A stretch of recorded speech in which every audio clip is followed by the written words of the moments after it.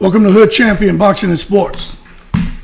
In boxing, let me see something here. You find a way to win, or you find a way to lose. Do that. And make sure y'all like and subscribe to the channel. Become a member to the channel. And more importantly, leave that donation for that fried rice and chicken wings. Hey man, hold your horses. Let's stop taking it to the stupid. What the hell going on with Terence Crawford and BoMac and the whole team over there? They super vocal, aren't they? It's like they celebrating already. Fight not till Saturday. They celebrating like they won the fight. Especially that BoMac. BoMac, yeah man, F them man. He celebrating, he smiling, man. I'm like, goddamn, BoMac, y'all ain't won the fight yet. Boy, oh BoMac gonna be deflated. If they get in that ring and Canelo Alvarez puts the Guadalajara beans on them. I swear when I was watching this interview yesterday, I was like, damn, did they win the fight? What's going on? What do they know that I don't know? That we don't know? Because I ain't never seen anybody that excited to get in the ring.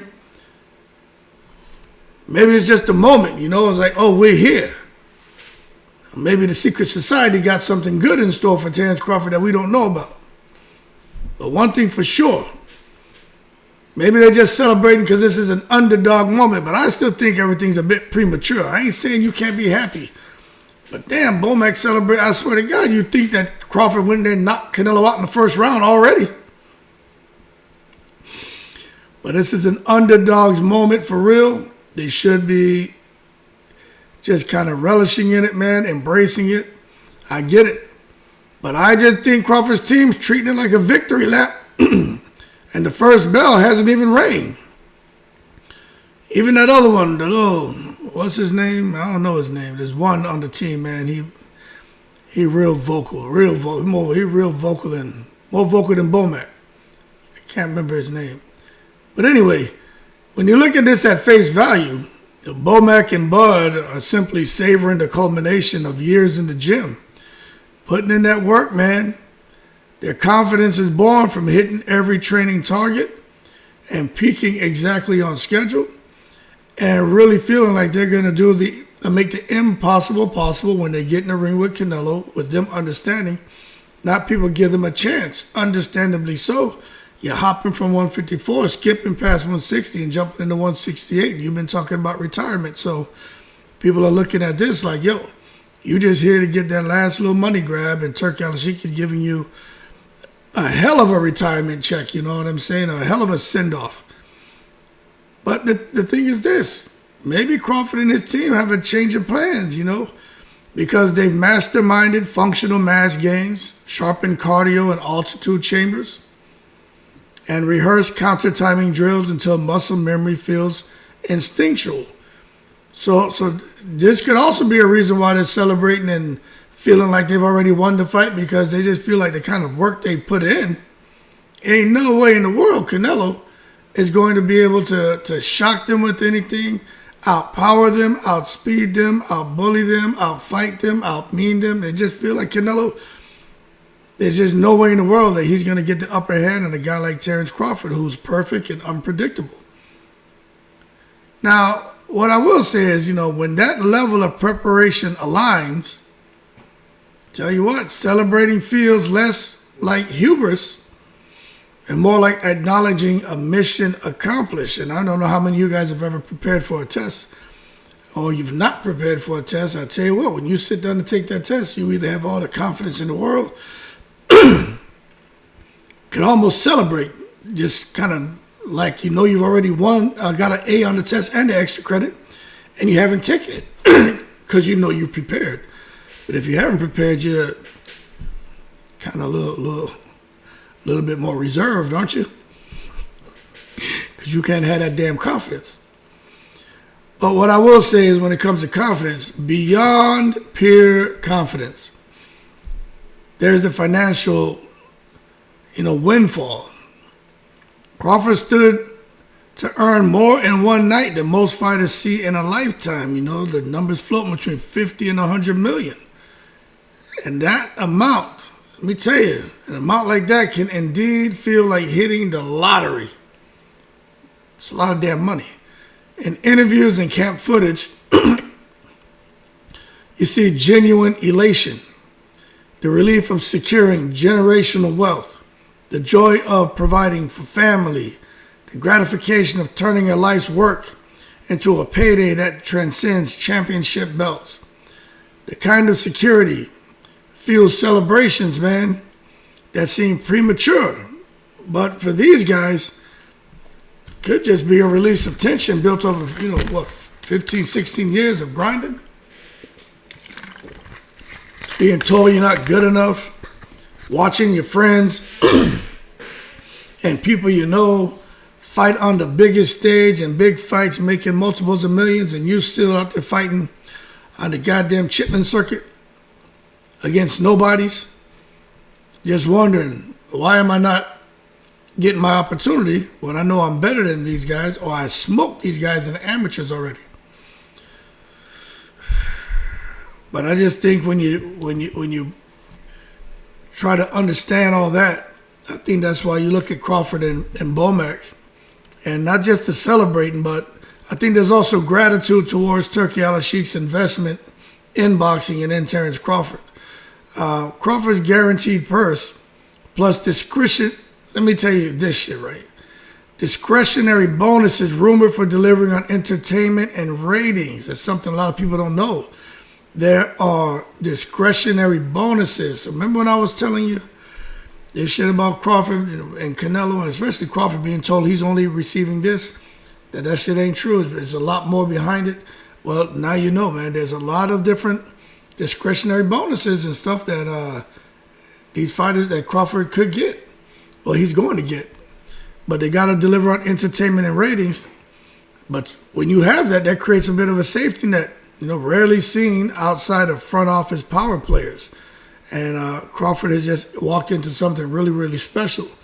He still got to fight Canelo, but I mean, this could be why they out here celebrating and why they out here heel toeing and Cupid shuffling and electric sliding and shit, because they feel like, everybody on the team, not just Crawford anymore, everyone on the team is going to be multimillionaires. All of them. Crawford takes care of his team. All of them are going to be multimillionaires. They're happy. You know what I'm saying? So whether he wins, loses, or draws, the likelihood of another big payday, just depending on how he fights. Look, man, it's high. So they could be excited just knowing about this payday and the subsequent payday that is being discussed. So if Crawford brings big drama, expect even bigger purses, future fight purses, His team knows. They know that in the kingdom of sports entertainment, you're rewarded for performance, you're rewarded for spectacle. They know Crawford brings performance. They know Crawford brings spectacle. And against Canelo Alvarez, they feel like they've had the kind of preparation to where Crawford is going to put on the kind of performance to where the only way to describe it would be a spectacle. Because there's going to be some shit that people have never seen. So their celebratory mood partly stems from knowing the boss wants them to succeed and is prepared to pay handsomely either way. And that's where they're like, shit, we were thinking about retirement, but you know what? We finally got somebody who's going to pay us what we're worth. Shit, it comes easy for me to get in the ring and get active and fight. So Crawford may fight until he's 40, 45 years old. You know what I'm saying, man? It is what it is. And when you think about that on a psychological level, projecting confidence is a deliberate, I think it can be deliberate, like a deliberate tactic. You know what I'm saying? It's that mental warfare. You know what I'm saying? You go outside and you watch a little dog against a Rottweiler, a little poodle. The poodle, gah, gah, and shit. And the big Rottweiler, and hauling ass.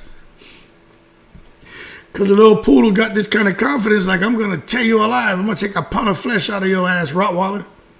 Rottweiler don't have that confidence. And 250-pound Rottweiler, man. Run his soft ass, and the little 5-pound poodle there just trots off like he just did something.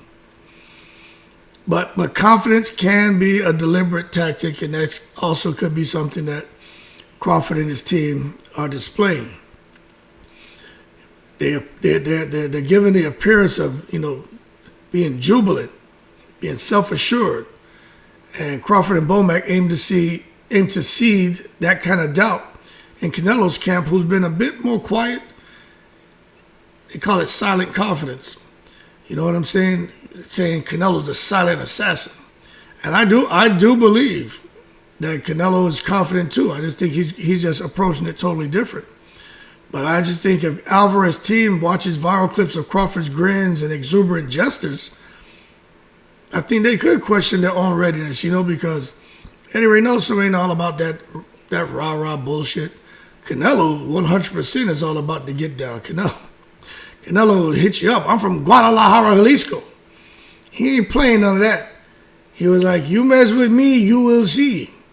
So they can try to mess with Canelo if they want. Canelo and Crawford are cut from the same cloth. Remember, Crawford was bullied and made fun of because he had dark skin. They call him crusty, crispy, burnt. They make fun of him because he was just a dark-skinned fella.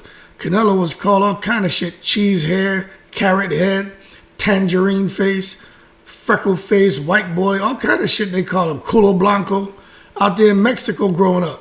So Canelo got messed with just because of something he had no control over. And Crawford, the same thing. So those guys have a lot in common. So I understand why they got the chip on their shoulder. You know what I mean?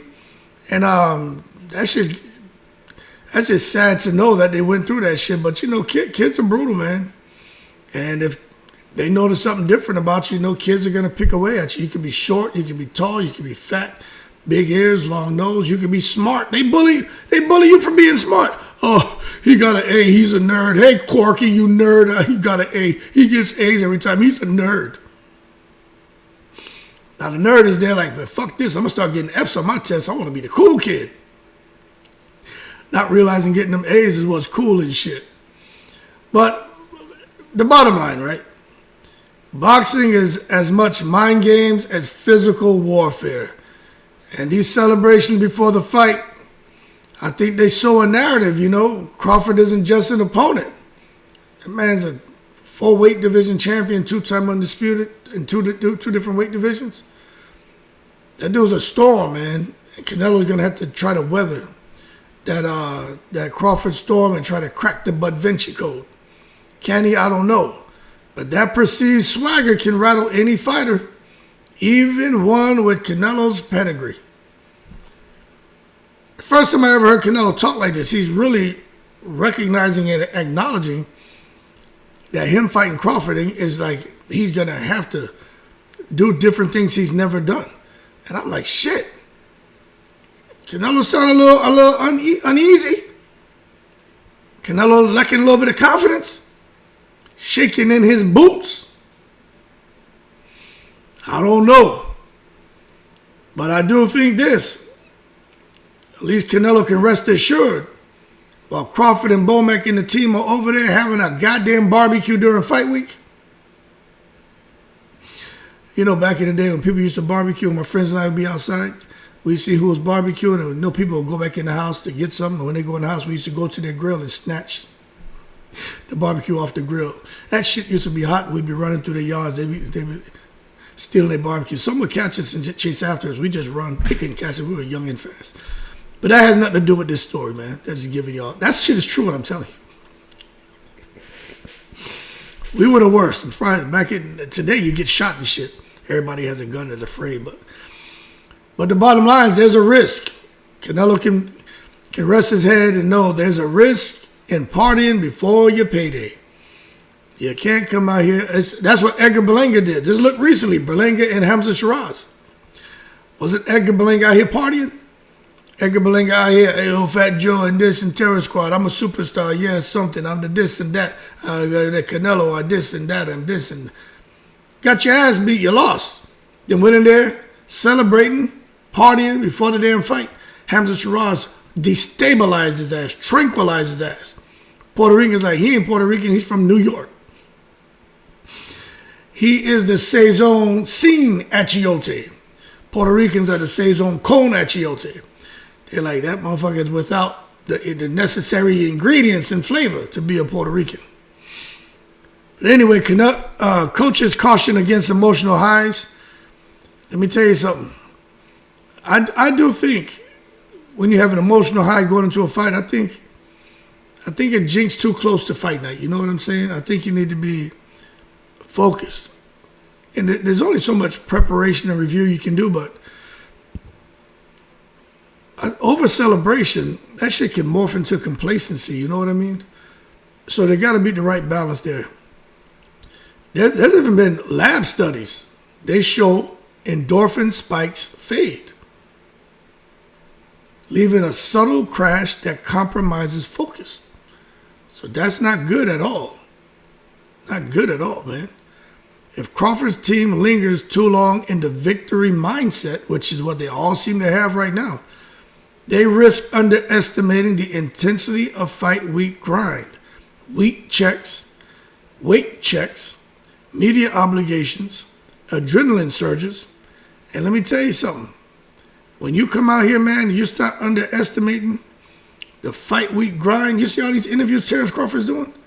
That shit is crazy. They even thanked him for making all of his media obligations. Canelo ain't making all of his media obligations. Canelo's not doing it. You know why? Because Canelo's been here, done that. He's going to pick and choose what he's going to do.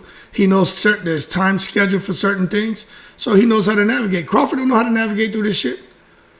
So Crawford could get caught up in those media obligations instead of being like, okay, there's 8 different media obligations where basically the same reporters are there asking the same shit. We're only going to do these 2, and that's it. You look at Deontay Wilder, he talked about that shit. Being on these re-out season cards, the media obligations, it's interview after interview after interview after this and that and this. They said that shit's overwhelming. And of course people saw it as an excuse, but I do think the intensity of fight week grind can take its toll. I think, all the different weight checks they have to do can take its toll. I think, the adrenaline surges can take its toll. And no matter how well oiled their training camp is, that shit can outpace all the work you've done in training camp. So I just think staying dialed in requires reining in the celebrations until after the final bell. You know what I mean? You could talk and let everyone know that you have confidence. You reassure everyone that you prepared properly, but you can't be out here like BoMac, man, having a goddamn barbecue. I mean, they haven't done nothing yet. You know what I'm saying? Nothing's happened. Goddamn, go get a draw, win the fight, lose in a razor-thin split decision where we can say the judges robbed you, but don't celebrate yet.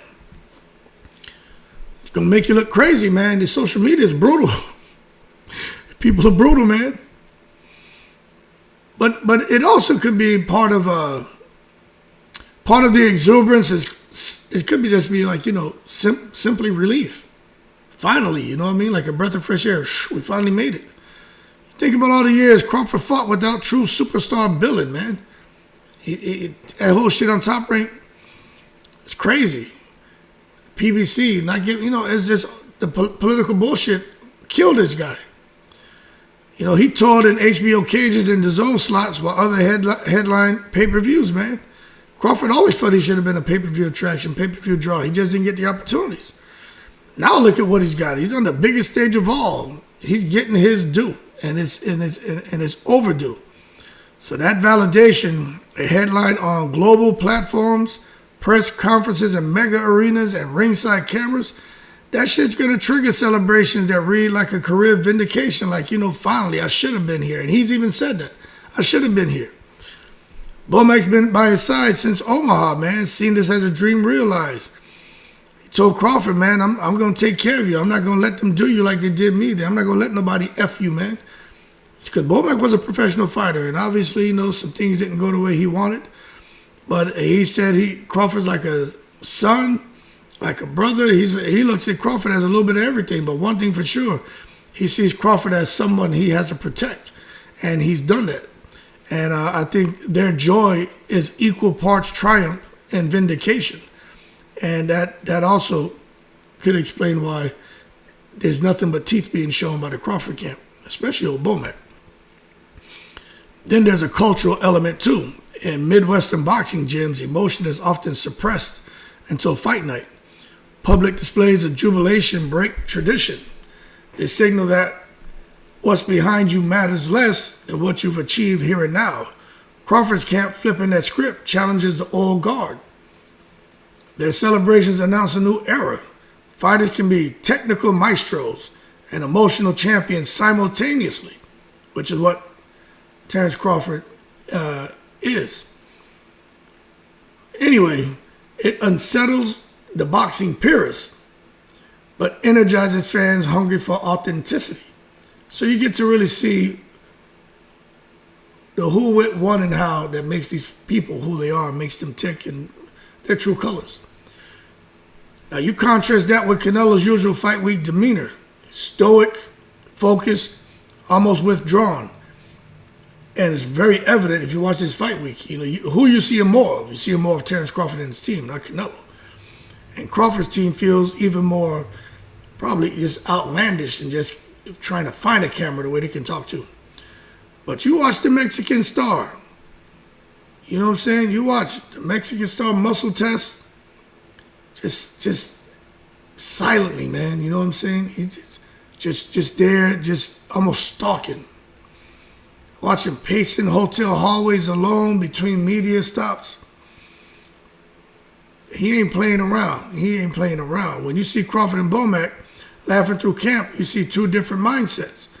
One believes in inward focus, the other leverages outward expression and sustained morale. Both can be effective, but only one path will deliver on fight night. Some say Canelo, some say Crawford. I think it may be a draw, but the first 3-4 rounds, Canelo fights the right fight. He can blast Crawford up out of there, but after that, and Crawford can handle his business early, but after that, I don't think Canelo can outpace Crawford. But you just don't know.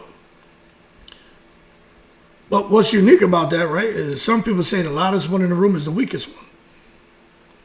And I know I've heard that, and more times than not, it's true. But as a result, some critics label Crawford's celebrations, his whole team, they celebrate that shit as celebration as bravado, which is just nothing but to mask their doubt and their abilities to really win this fight.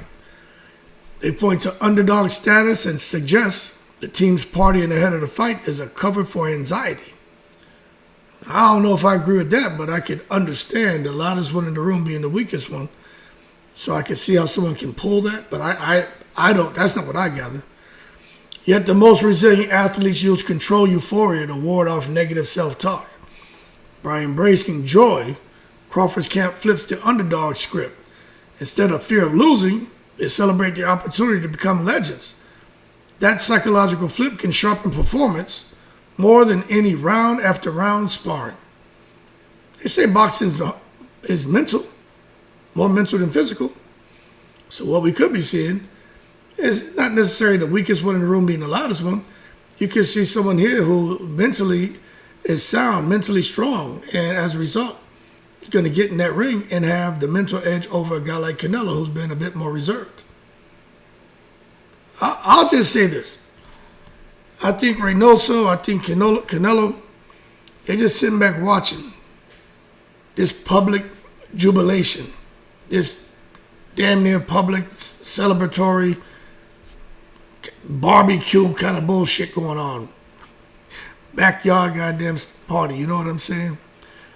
And I think they're wondering, Canelo and Reynoso, they're saying, all right, these guys got the potato salad and shit out.